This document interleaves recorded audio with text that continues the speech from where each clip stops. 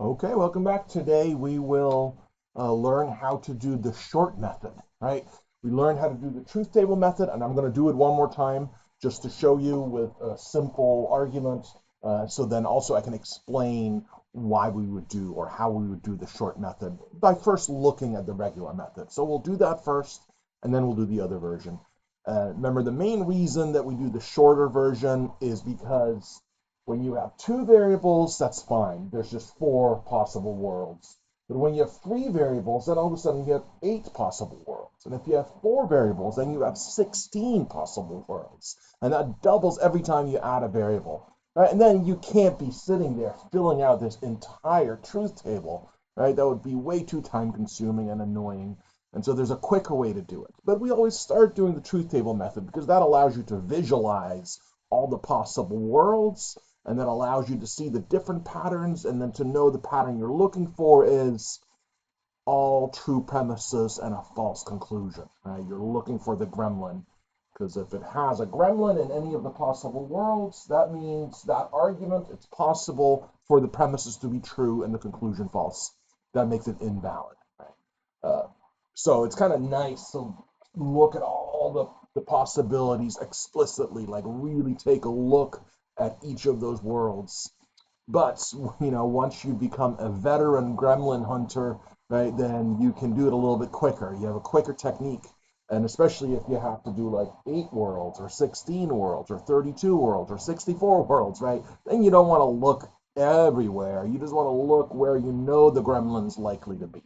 Right, so that's the rationale behind the short method. Just as a reminder of how to do the truth table method, and we have an argument.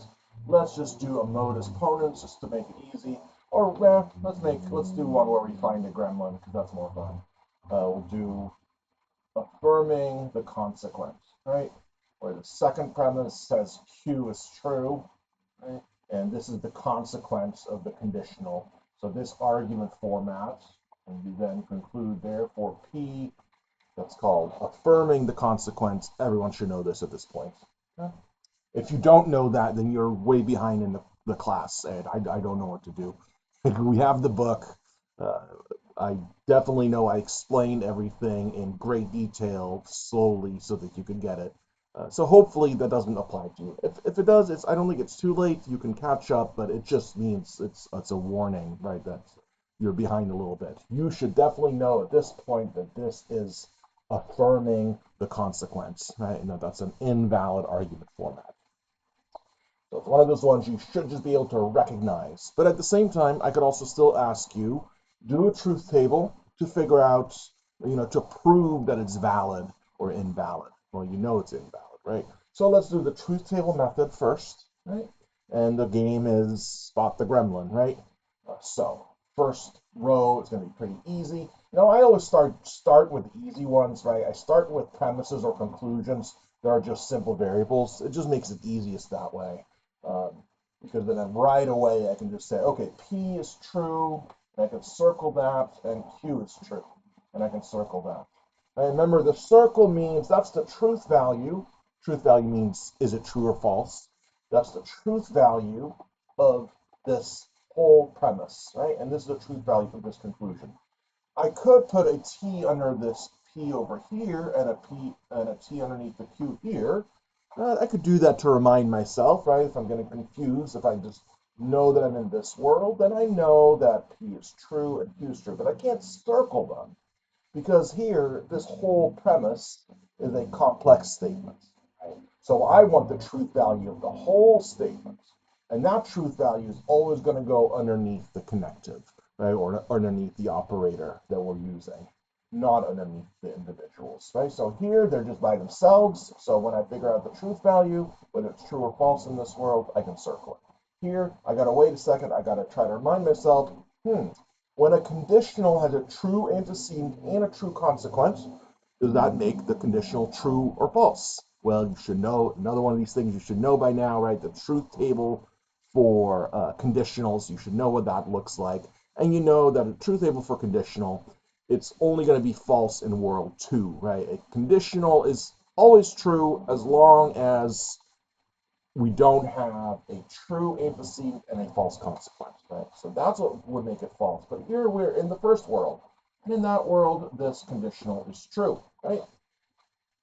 This says whenever P is true, Q is true. Well, that's what we get. We have P being true and Q being true. So this statement is true in this world, right? So we get true, true, true, right? Not a gremlin, but it's not proof that it's valid, right? Validity doesn't mean that it's possible to get a true conclusion and true premises, right? Validity means it's impossible to get a false conclusion and true premises, right? So this does not tell us that it's valid, right? The only thing that tells us if an argument is valid is if there's no gremlin, right? That's the rule. No gremlin. That's all, right? And a gremlin would be T, T, F. And it's worth mentioning, we're using these simple arguments where there's just two premises. Sometimes you might have three premises, four premises, 20 premises, right? That's possible.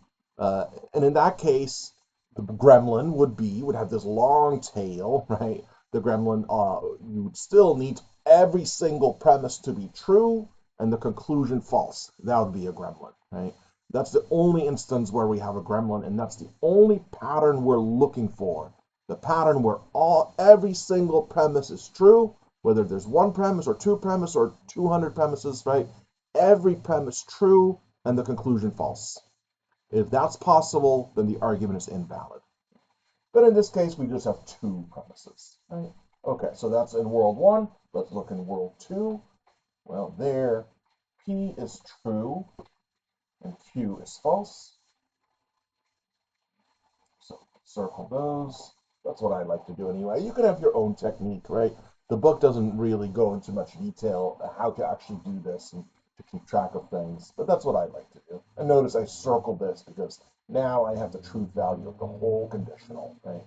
Okay, what's the truth value of the conditional in world two, where P is true and Q is false? That you should know, right? It's going to be false in that world, okay? No gremlin. World four, we have P being false and Q being true. And what does that mean here? Well, when a conditional has a false antecedent and a true consequent, it's still true. It didn't break the rule, right? The only rule breaker is this one. Because here the rule is whenever you see a P being true, the Q has to be true, right?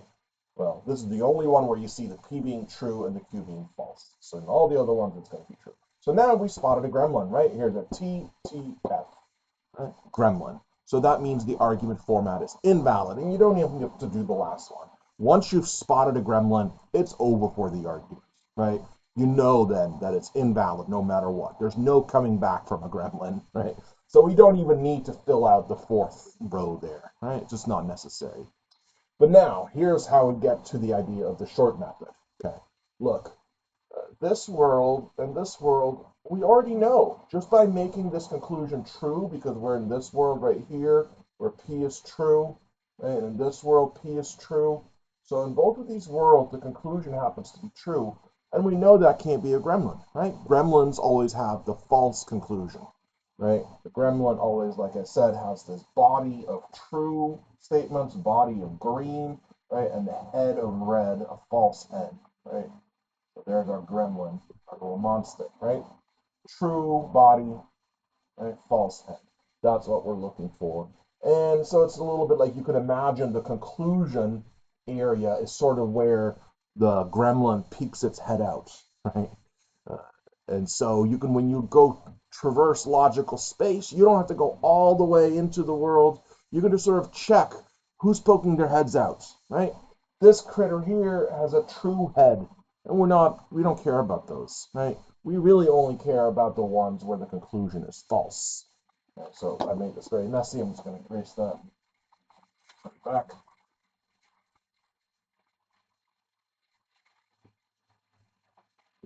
So when we're traveling across logical space, we could save a lot of time by not checking out any of the worlds where there's a true conclusion, right? And sometimes, depending on the argument, sometimes the conclusion in the first world might be false, okay? Sometimes in the second world it might be false. It all just depends on the shape of the argument.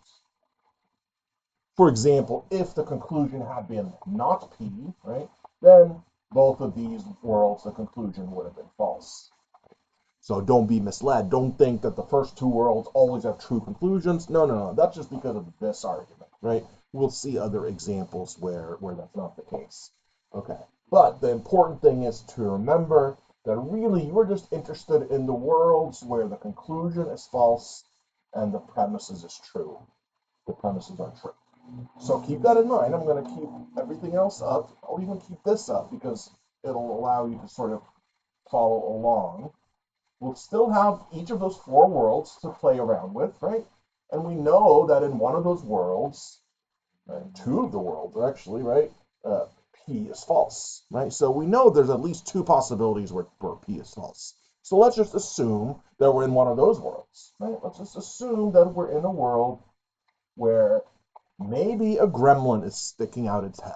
Remember, just because the conclusion is false, that doesn't already make it a gremlin. What makes it a gremlin is if all the premises are true, right? Right behind it. So we're just saying, let's, quadrants of logical space. There's four possible worlds, right? The familiar four worlds that we all know about at this point, hopefully, right? And we can just think, zoom by real quick and see, well, what's sticking its head out, right? We're only really interested in the ones where there's a false head sticking out, where the conclusion is false. And then what we want to see is, can we stay in a world where P is false and all the premises are true, right? And for that, we can just sort of reconstruct, right? For example, as soon as we said, let's only go to the world where the conclusion is false, because that's the only world that a gremlin could be, right? So, short method, if you just want to tell me the rules rather than explaining it to you, right?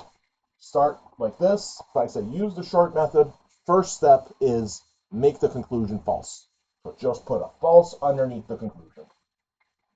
Now you are in a world where P is false. So then right away, if P is anywhere else, put an F underneath of it there as well. Okay, and I can circle this like I did before, right? But still circle the truth values of an entire premise or conclusion, right? So we know that we're in this world where P is false, right? Now, where's P false? Here and here. Notice that in either of those worlds, Q could be true or Q could be false.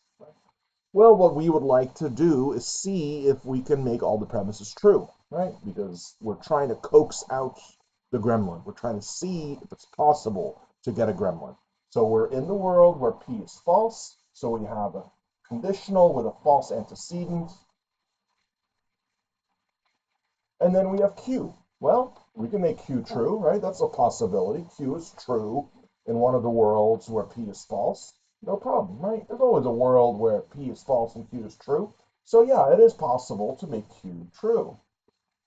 But now we're locked in. Now we know we're in the world where Q is true. So at that point, you know that we got to make this Q true right here, right? So we can put a T underneath here.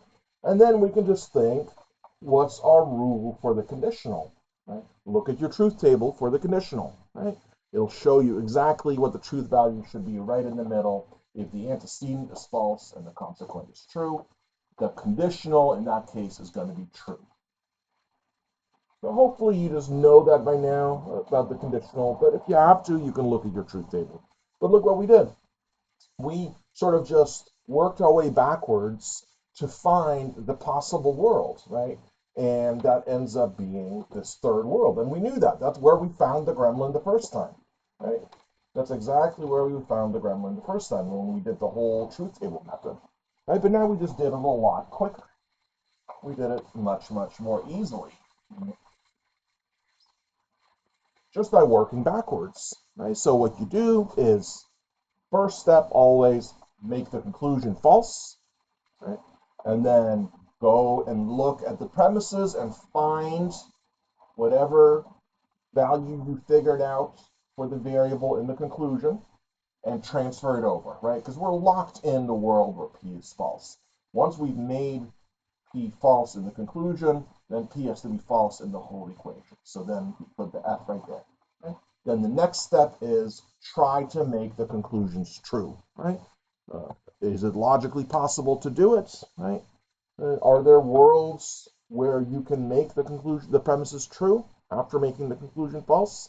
If yes, then you've unlocked a gremlin. If no, then it is a valid argument, and there's no gremlin. So I can do this by using, instead, modus ponens, right? Instead of putting a Q here and a P here, I'll put the P here and the Q here. So now we have a modus ponens, right? Very easy. You can easily do the whole truth table method. But if we're in a hurry, right, we can just say, well, let's find the world where there's a gremlin, if possibly there is a gremlin. The only way that there's going to be a gremlin, right, the only world where there's a gremlin is a world where the conclusion is false. So let us make that conclusion false. Okay? Step one. Step two, always transfer over the truth value. Before you try to make the premises true, right, just right away transfer this over to any other place where it occurs. In this case, we have a Q right here, so let's put a little F underneath of it. Not circling it, right, because we only circle the truth value of a conclusion or a premise. Q, okay, over here on this side of the thing, Q is not a premise, right? It's part of a premise, right? So the only time you're going to circle anything is underneath the connective, right? That's when you'll circle it, once we figure that out, right? So you made the conclusion false, transfer over the values. 1 second. Then try to make the premises true, right? And the rule generally is when you go to make the premises true, find the easiest ones first, right? The easiest ones are the simple single variables like p, right? It's easy to make p true. You just write a t underneath of it. Right? It's also easier to make negations true. You just write a t underneath the negation. Right? It's also easy to make and statements true because then both sides, both conjuncts have to be true, and that's the only way. With the other ones, you have multiple options, right? So P, if P then Q, that's very easy for it to be true. There's 3 worlds where it's true. And we want to do less work. So we only want to do the ones where there's just one way to do it, right? So remember, we learned this when we looked at the truth tables. Or statements are very easy to be true as well, right? Or statements, as long as one side is true, the whole thing is true. But then, if you try to make the whole thing true, then you could make the left conjunct true and the right one false. You can make both true, or you can make the first one true and the other one false. Right? That's too many options. We don't want to fill out all these different layers of the truth table again, right? We just want to do the easy ones, the forced choices. And we'll see examples of this if this is not clear. But the rule would be, right, find the simplest ones first. So that's going to be simple variables, negations, and conjunctions. In this case, we have a simple variable. We can make that true. We know that there's a world where Q is false and P is true. We know that already, so let's just imagine that we're in that world, right? And you see what we're doing? We're trying to reconstruct a gremlin, right? We're trying to see if we can make a gremlin appear, right? Valid argument forms won't allow us to do that. We just saw an invalid argument form where it's easy. We could reconstruct, we could sort of work our way backwards to make a gremlin appear. Now let's see if this can do that. Well, I'm predicting no, because this is a valid argument format, right? So we're locked in. We know we have to be in a world where the conclusion is false, right? Where Q is false. And we know we're in a world where P is true, because we're trying to see if there's a gremlin. So now we're locked in. Now we can't play around anymore. Now I can no longer say, let's make this true or false, because we're already locked in. If there's a gremlin, it has to be a world where Q is false and P is true. Otherwise, it wouldn't be a gremlin. But now we have our truth values for P and Q locked down. We know the antecedent is true and the consequent is false. And whenever you have a conditional like that, you know the conditional is false. That's the only time the conditional is false. So look, we tried to get a gremlin to appear, but we just couldn't do it, right? Because we're following the rules of logic. I could, of course, write FTT if I wanted to, but that's not the same thing, right? We're looking at logical possibilities of being consistent with the logical operators. Right? So this one is immune. We cannot get a gremlin to appear. So this argument format is valid. Okay? So let's do another one that's slightly more complex.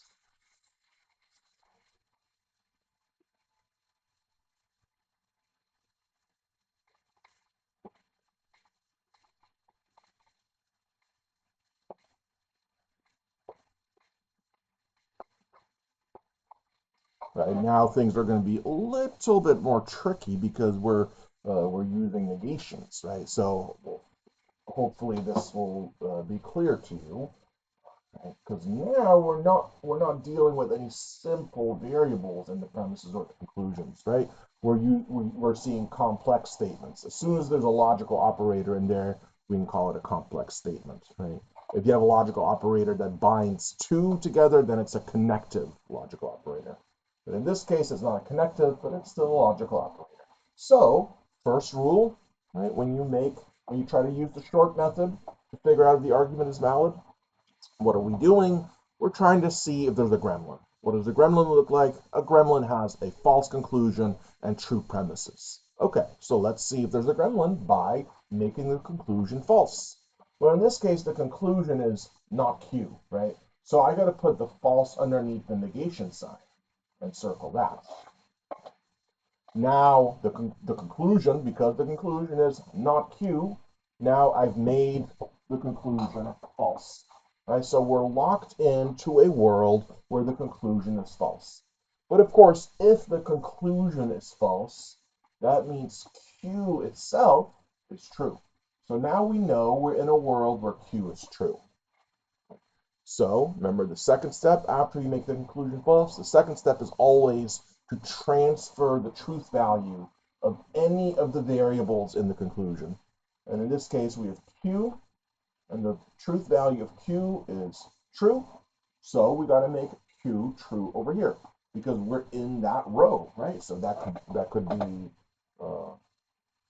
this row where Q is true, or this one where Q is true, right? We've got two possibilities here, right?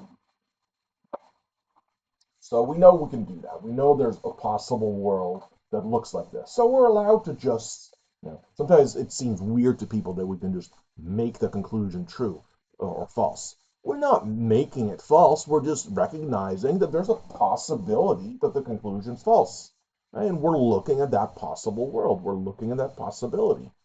That's all we're doing. So we're not magically making it false. I just use that expression because when you're doing the equation, when you're going through the steps, you write an F underneath the negation sign, right?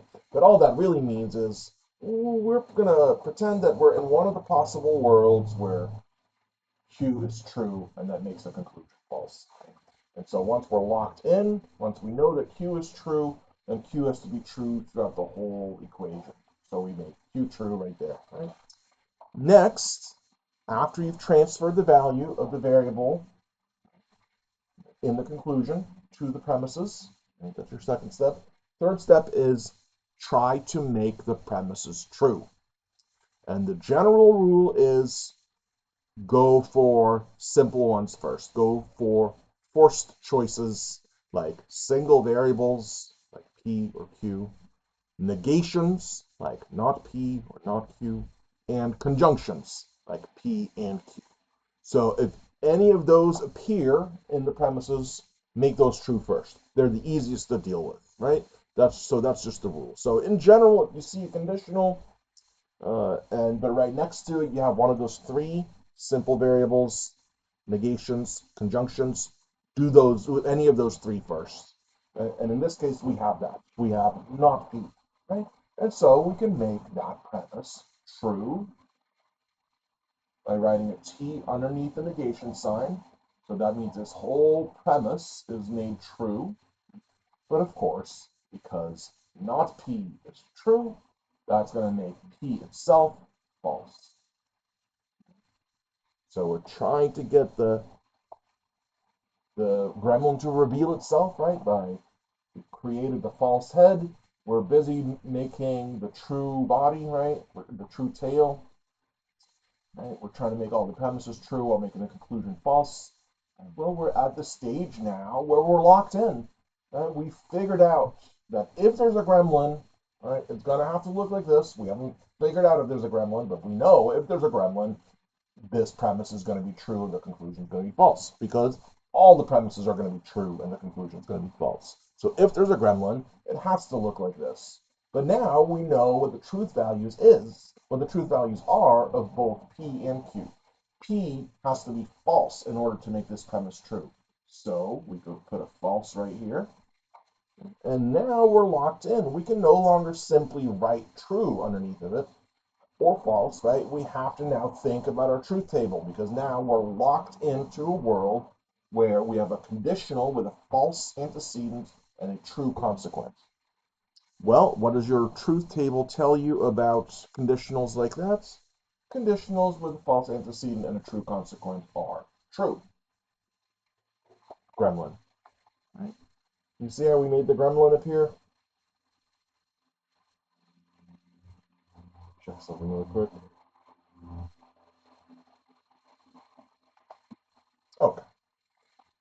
Let's do another one with a negation. Now, I'm showing you the simpler ones, right? Um, for these ones, you could just do a truth table, right? So the whole point of learning the short method is to deal with more complicated ones. But we'll do one more of these slightly simpler ones, and then I'll do a more complicated one. Okay. We'll do another valid one with the negations again, just to show you how the negations work. So everyone should know that this is what argument format this is. It's denying the consequent, otherwise known as modus tollens, and it's a valid argument format. So we already know we're not going to be able to make the gremlin appear, but let's try anyway, right? That's the game. That's the short method game, is a quick search for a gremlin. First step, always, first step, make the conclusion false. What is the conclusion? Is it P? No. It's not P. So I'm going to put the false underneath the negation sign. Whenever you put it underneath the logical operator, that means you're talking about the truth value of the whole complex statement. Okay, so now we know we're locked in. If there's a gremlin, we have to be in a world where the conclusion is false. And in the world where the conclusion is false, P has to be true. Because again, the negation sign just flips the truth value of the variable that's being negated, right? So we know P has to be true. Second step, transfer over that truth value. Here's a P. Let's put a truth underneath of it. Third step is try to make the premises true. And always go for those first three at first, right? If you see a premise that's a single variable, like P or Q, make that one true.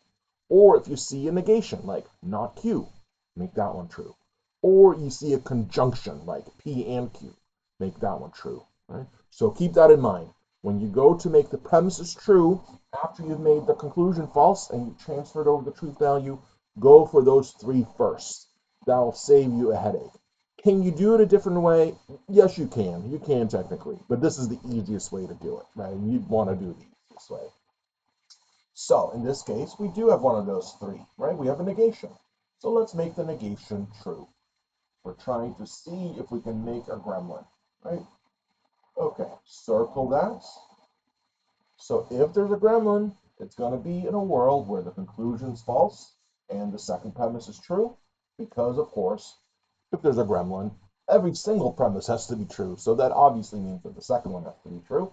So we're on our way to creating a gremlin, right? We're trying to. We're seeing if we can do it. But now we know, again, what our truth values are for both of the variables, right? If not P has to be true for a gremlin to appear, then Q has to be false. So now we have our truth value for Q locked down. And as soon as you have the truth value for any variable locked down, just like when you have the truth value for this one locked down, you have to transfer it into the premises. As soon as you figure out, okay, we have to be in the world where Q is false, then make Q false throughout the whole equation. So as soon as you know what the truth value has to be, then put it in underneath all the other ones as well. All right. So we're trying to get the TTF pattern. So far we have a T and an F, but now we're running out of options. We can no longer just decide that to make a premise true or false, because now the truth value is already determined, because we know from the rule of a conditional, if a conditional has a true antecedent and a false consequence, then the whole thing is going to be false.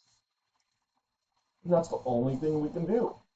We could not get a gremlin to appear, right? We tried to, we just couldn't do it. We tried our best, right? It just wasn't possible. So this argument format is resistant to gremlins, right? There's no gremlins at all with this argument format. That means it's not logically possible to make the premises true and the conclusion false. It's simply logically impossible, right? That makes the argument format valid. Right? So again, just to get this clear in your mind, what we're ultimately trying to do is figure out if the argument is valid or invalid. How do we do that? We try to find a gremlin. If we can find a gremlin, the argument is invalid. If we cannot find a gremlin, like right here, then the argument format is valid. Okay.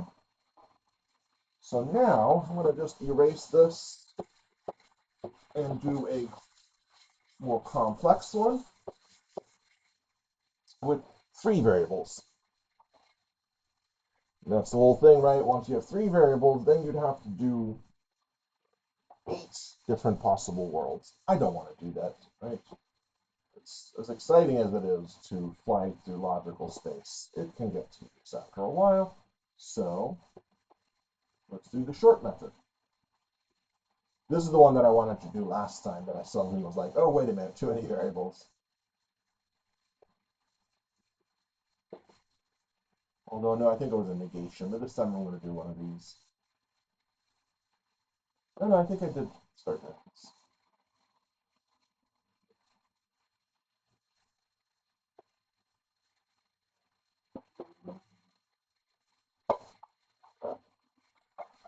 So here we have 3 variables.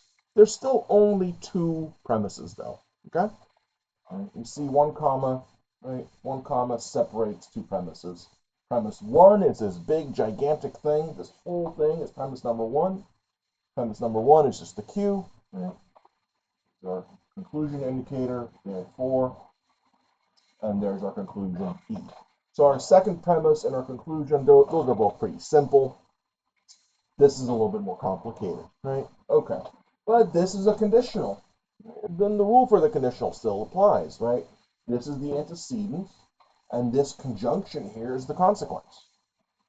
So for this whole thing, the rule is still going to be the conditional is only going to be false if the premise, if the antecedent is true, and the consequence, which is this whole thing, is false.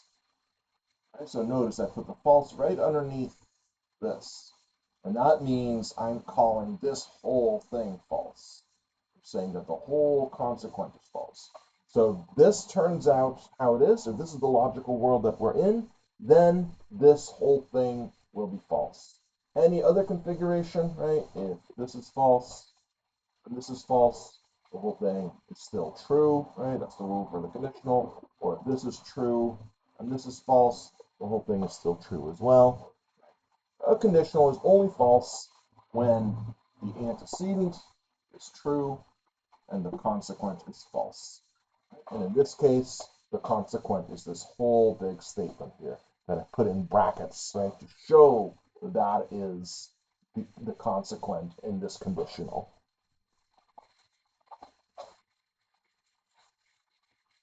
So let's just follow the steps that I said, right? First step, make the conclusion false. Second step, transfer over the value, the truth value, of any variables that you see in the conclusion. But sometimes there might be more, right? Right now I'm keeping it simple, but sometimes you might have a conjunction as your conclusion, right? Sometimes you might have a statement like this as your conclusion, right? It can get pretty hairy. Luckily, in a class like this, we're not going to get too crazy, but that would be possible. But in this case, it's nice and easy. We have P being false, so we know we're locked into the world where P is false, so let me find P here. Here's P. Let's make that false. Okay. Third step, try to make the premises true. Remember, you can circle that. Cannot circle this, right, because this is not the truth value of an entire premise. Right? This is just the truth value of one of the simple statements in this giant complex statement. So I cannot circle that one. Right? But I'm keeping track. I'm keeping track of what world I'm in, so that later when I evaluate the truth value of this, right, then I know what to put over here.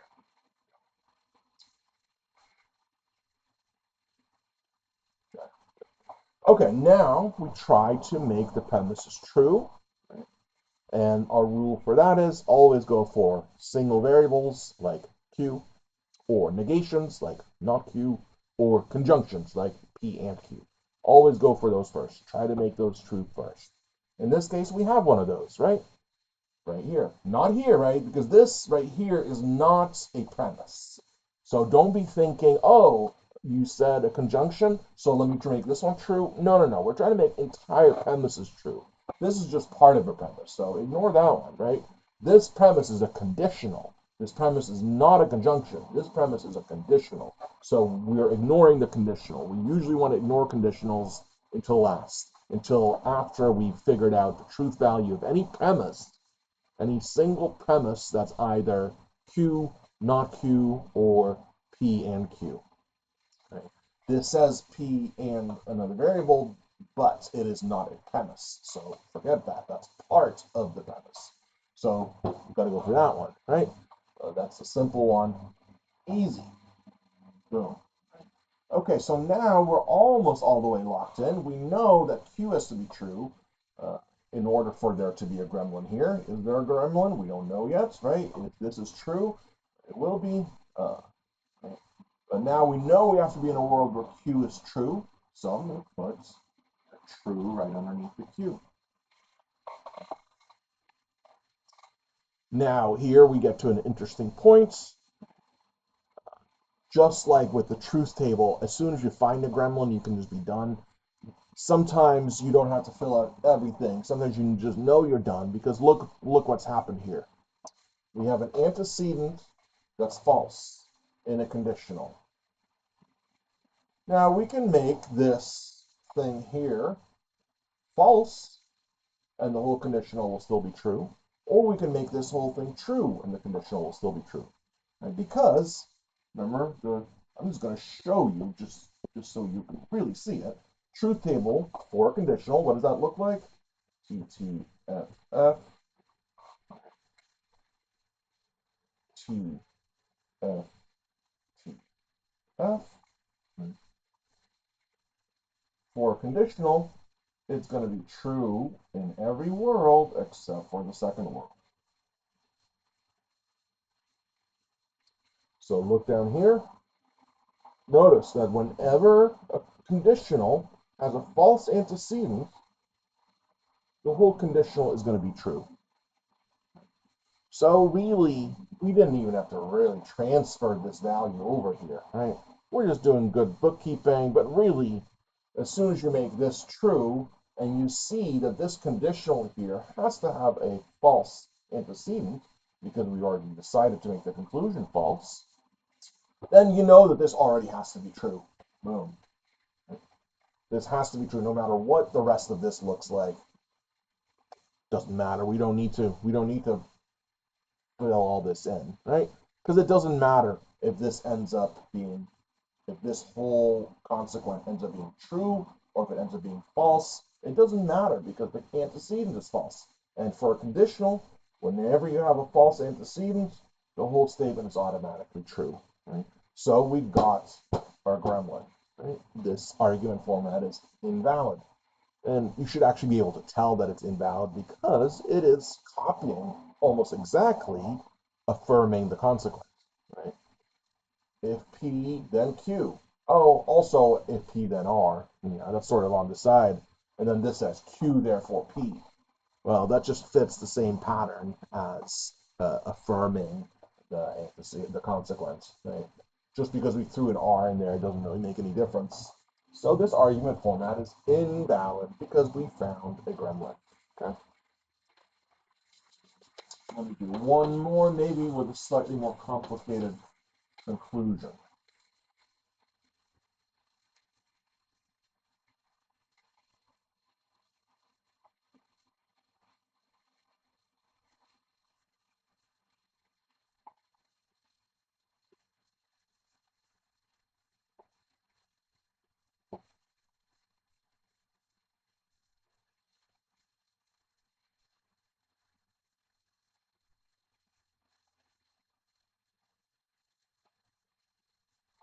Okay.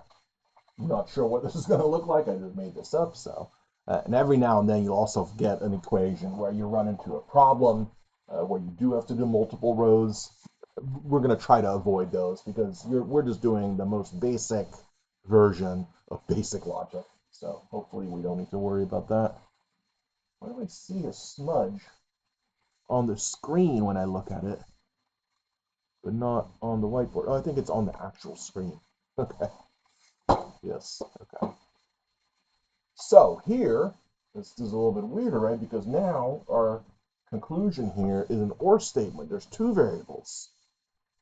Now I purposely picked or because or it's very easy for it to be true, but there's only one way for it to be false. Right? So if you put a conclusion like a conditional, no, sorry, conditional would be bad. But anyway, if you put a different type of statement here, it might not be as easy to make it false, right? There might be multiple ways to make it false, right? Yeah. So, but in this case, there's only one way to make it false, right? So we put a false underneath the conclusion, and the conclusion is a disjunction. So we put it right underneath the disjunction operator. So now that means we have committed ourselves to the world where the conclusion is false. What kind of world is that? Well, what is the rule for inclusive disjunctions? At least one of the sides has to be true for it to be true. And if both sides are false, then the whole thing is false. In this case, we've decided to make the whole thing false, so we know that we must be in a world.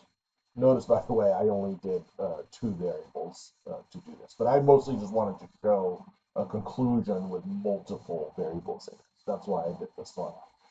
So once we've decided, we've done our first step, make the conclusion false. Well, this conclusion is a disjunction, and the only way for a disjunction to be false is if both disjuncts are false. P is false and R is false. Right away, let's transfer these values over, right? That's always our second step. Transfer the values over. Before you try to make the premises true, transfer these over. P, false. R, false. This already gives us enough to fill this out, but let's stay consistent with my rule, which is when we're on the third step and we're trying to make the premises true, always go for P or Q or R, simple variables, or for negations, not P, not Q, not R, or conjunctions, P and Q, or P and R, right? In this case, we have a negation, so we can make that negation true. Okay. Let's put a T underneath the negation sign. If not P is true, because we're trying to get a gremlin, false head, true body, true tail. Right? This premise would have to be true in order for there to be a gremlin. If not P is true, then P must be false. Well, we already know that, right? We already made P false. In fact, I kind of made a mistake. I should have just made P false right away. Right? It ended up not mattering, but it's a slight mistake here that I overlooked. When we transferred over the values, right, that should have gone there right away. We know If P is false, then not P is true. So we can still try to make our gremlin here. And now we look over here. We have a conditional with a false antecedent and a false consequent. Right? That's the fourth world. If you look at your truth table for a conditional, fourth world are always false. But we also just saw that when you have a conditional, if there's at all an antecedent that's false, we also know the whole thing gets to be true, right? So we put a T. There is a gremlin, right? So I didn't even know this is a random argument format that I put up here, but it turns out this argument format is invalid because it has a gremlin. Okay, I think I'm going to stop there for now.